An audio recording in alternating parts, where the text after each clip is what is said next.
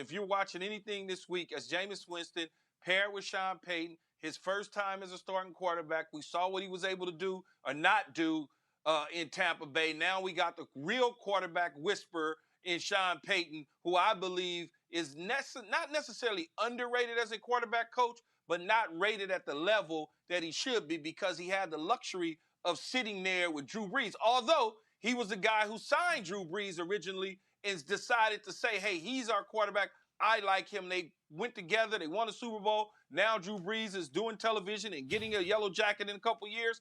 Now you have an opportunity to kind of recreate another one of those guys in Jameis Winston. I was going to bring up a non-football point for Jameis Winston too, Key. It's, whenever you hear about New Orleans in the news, considering Hurricane Ida and everything that they're going through, people still looking for it's something for them to rally around. Like when I talk to some New Orleans Saints fans, like this is their life.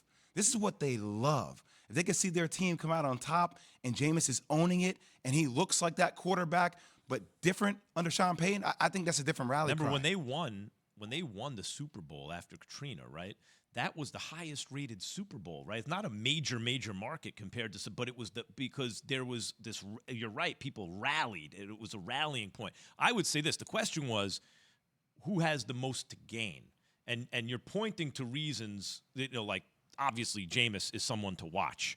Does he give them more upside than Brees because he's younger and fresher, has a bigger arm? Like maybe with Sean Payton. He has a lot to gain because he has a lot to gain individually because he was in a fight to win the starting job. He won the starting job, and a lot of people have written him off already in the media because they felt like it didn't work out in Tampa Bay. He had some personal issues off the field, which it was undoing to himself. And at the same time, he's now got a restart in New Orleans with Sean Payton, who simply believes in him. Sean Payton was on our show several months ago and said, hey, they know Jameis. He knows them now. This is the best situation he believed at the time for Jameis Winston, and he hoped that Jameis Winston didn't test the free agent market. He did not. He signed back with the New Orleans Saints. Now he'll be the starting quarterback tonight. It'll be interesting to see how well he plays despite Michael Thomas. Sunday. They're starting on Sunday, obviously. Yeah. Sunday, yeah. I don't know why I said tonight. Well, we're just coming up. We're excited. Tonight's football. Yes, that is correct. Very excited here, Max. That's on this right. show. When Key's not being cynical, it's exciting. I agree. Look, in terms of what they have to gain, the Saints. Let's just think about the last couple of years. They were, you could argue, the best balanced team, like the way we look at the Bucs now. But maybe not. Maybe the Bucs are them on steroids, so to speak, right? But the Saints look like the most well-rounded team 2-3 years now. And they had the quarterback, but maybe, in fact, they didn't because, he was so beat up and old. By the time they got to the games that mattered, he couldn't really be his best self. And that's what I'm saying. What's intriguing about Jameis is maybe, in fact, now they have more upside at quarterback, which is weird to say. Yeah, now they do, but they won the division last year. Mm-hmm. Okay, they win the division. They beat the Bucs twice last year. Now, you can say what you want to say about the third time that they played against them, but they did play against a team that was somewhat banged up. So when you think about Jameis being healthy opposed to Drew Brees, although Michael Thomas is not in the lineup, he was banged up when they played last year. So it'll be interesting to see what Jameis brings to the table. I get the banged up thing, and I think not having Michael Thomas is a very big deal. It's a very big deal. He's an all-world receiver. It's a very big deal.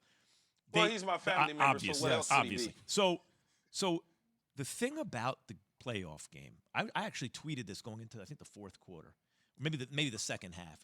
It was a ball game still, and you knew it may have been tied, and you knew that the Saints had Drew Brees had beaten Tom Brady twice in the regular season, and they won the division.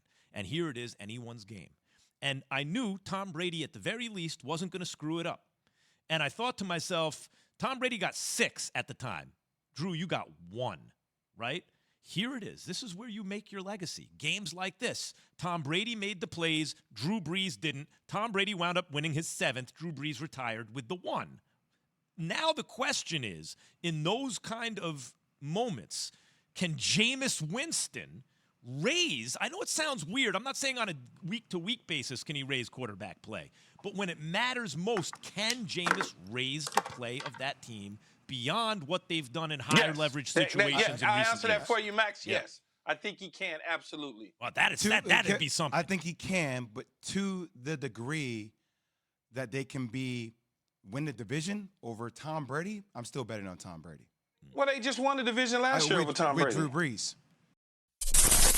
Thanks for watching ESPN on YouTube. For live streaming, sports, and premium content, subscribe to ESPN+.